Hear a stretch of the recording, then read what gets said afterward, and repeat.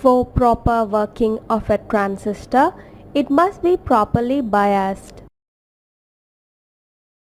Usually, the collector current, base current, collector to emitter voltage and base to emitter voltage are the currents and voltages which are set by the biasing circuit.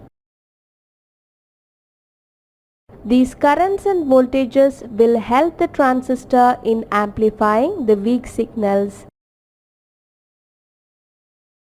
Operating point is the point at which the transistor operates for a defined collector current and collector to emitter voltage values. The operating point is otherwise called as Q point or quiescent point.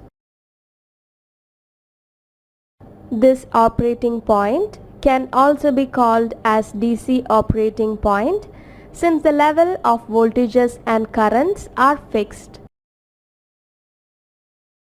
The two important points where the load line intersects are the upper end of the load line or the transistor saturation point and the lower end of the load line or the transistor cutoff point. Q3 point is the best Q point selection. If we know the values of saturation point and cutoff point, we can easily obtain the load line by connecting these points.